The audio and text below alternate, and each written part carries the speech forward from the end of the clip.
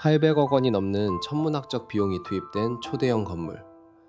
하지만 지금 이 건물은 단돈 50억 원도 되지 않는 가격으로 방치되어 있습니다. 누구나 한 번쯤 들어봤을 법한 성공의 공식, 공항 앞 대규모 상권이라는 타이틀을 달고 화려하게 출발했지만 지금은 9층 전체가 텅 비어있는 유령 쇼핑몰의 전형적인 모습만 남아 있습니다. 수천 개의 점포, 수많은 투자자의 기대, 그리고 국가기관이 보증한다는 자신감까지 뒤섞여 탄생한 프로젝트였지만 결과는 참혹했습니다. 과연 어디서부터 잘못된 것일까요? 이 모든 것이 애초부터 무너질 운명이었을까요? 아니면 중간에 돌이킬 수 없는 구조적 문제가 생긴 것일까요? 오늘 우리는 이 실패의 전 과정을 깊고 냉정하게 들여다봅니다. 안녕하세요. 전국에 계신 큰돌TV 시청자 여러분. 오늘은 인천 영종도에 있는 에어조이에 나왔습니다.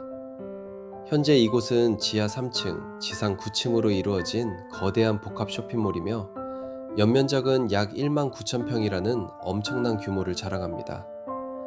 완공 당시에는 공항과 국제 업무지구의 핵심 배후 상권이 될 것이라는 장밋빛 미래가 그려졌습니다.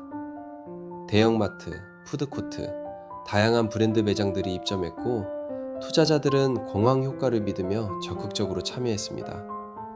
하지만 오늘 우리가 보고 있는 이 현실은 당시의 기대와는 완전히 다른 방향으로 흘러갔습니다.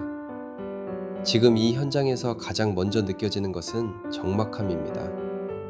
천장은 뜯겨나가 있고 에스컬레이터는 먼지를 뒤집어 쓴 채 멈춰 있으며 내부는 리모델링을 시도하다 중단된 흔적들로 가득합니다. 점포는 단 한 곳도 운영되지 않고 있으며 안내판조차 희미해져 이곳이 무엇을 하던 장소였는지도 쉽게 알 수 없습니다. 폐허라는 단어가 가장 정확한 표현일 것입니다. 왜 이렇게 초대형 개발 사업이 완전히 실패로 돌아갔을까요? 본격적으로 그 이유를 살펴보겠습니다.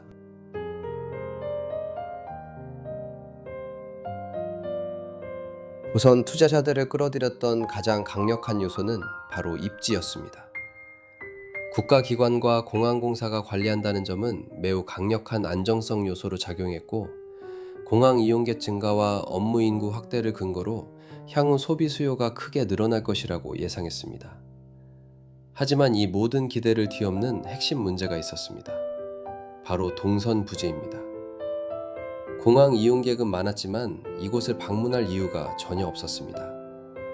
영종도 근무 인구는 대부분 업무가 끝나면 바로 귀가하는 구조였고 관광객들 역시 호텔과 공항 사이에서만 동선을 유지했습니다. 즉 소비로 이어지는 실질적인 인구가 전혀 없었던 것입니다. 아무리 많은 사람들이 근처를 지나간다 해도 그 사람들이 이곳으로 발걸음을 돌릴 이유가 없었다는 점이 치명적이었습니다. 그리고 에어조이를 무너뜨린 또 다른 구조적 문제는 바로 토지 임대 방식입니다. 에어조이의 건물은 민간이 소유하지만 토지는 국가 소유입니다. 즉 임대 기간이 끝나면 건물을 국가에 반환해야 하는 구조입니다.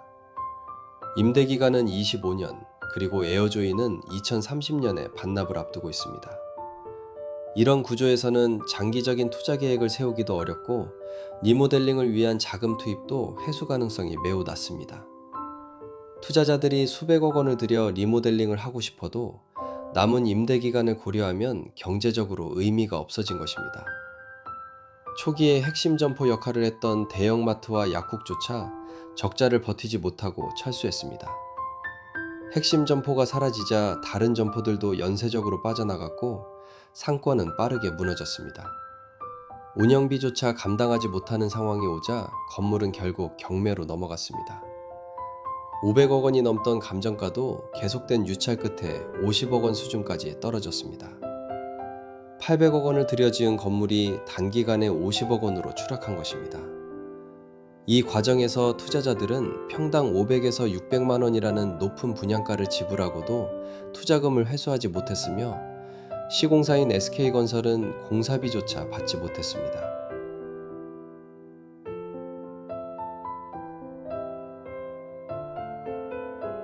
또한 인천국제공항공사는 토지 사용료와 임대료 수백억 원을 회수하지 못하며 막대한 손실을 떠안게 되었습니다. 말 그대로 모두가 피해자가 된 초유의 상황이 벌어진 것입니다. 현장을 자세히 들여다보면 실패의 흔적은 더욱 뚜렷해집니다. 중단된 공사, 철거된 내부 구조물, 촬영용으로 쓰였다 버려진 공간들, 폐쇄된 입구들, 그리고 지하층에서는 장기주차 대행업체들 간의 전대 문제로 법적 분쟁까지 발생해 상황은 더욱 복잡해졌습니다. 이미 무너진 수익구조 위에 갈등까지 더해지면서 회복 가능성은 더욱 희박해졌습니다. 그렇다면 앞으로 이 건물은 어떻게 될까요? 전문가들은 에어조이의 회생 가능성을 매우 낮게 평가합니다. 첫째, 남은 임대 기간이 짧습니다. 임대가 끝나면 결국 국가에 반납해야 하므로 장기 투자가 어렵습니다. 둘째, 리모델링 비용이 너무 큽니다. 수백억 원에서 천억 원에 달할 것으로 예상되는 비용은 현실적으로 감당하기 어렵습니다. 셋째, 주변 상권이 충분히 성장하지 못한 상태에서 이 건물만 독자적으로 살아남기엔 조건이 너무 열악합니다. 이 사례는 부동산 투자에서 무엇이 중요한지를 명확하게 보여줍니다. 겉으로 보기 좋은 화려한 외관이나 대규모 시설, 국가기관의 참여 같은 요소들이 사업 성공을 보장하지는 않습니다. 진짜 중요한 것은 사람의 움직임, 즉 수요가 실제로 존재하는가, 사람들이 이곳을 찾을 이유가 있는가입니다. 그 기본적인 질문 하나를 간과하면 아무리 큰 자본이 투입된 개발이라도 실패할 수 있습니다. 에어조이는 그 단순한 진리가 무시되었을 때 어떤 결과가 나타나는지를 극명하게 보여주는 사례입니다.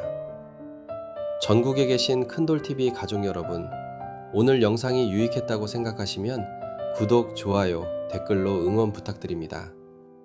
큰돌TV는 다음 영상에서도 더욱 깊이 있는 분석과 생생한 현장 이야기로 찾아뵙겠습니다. 감사합니다.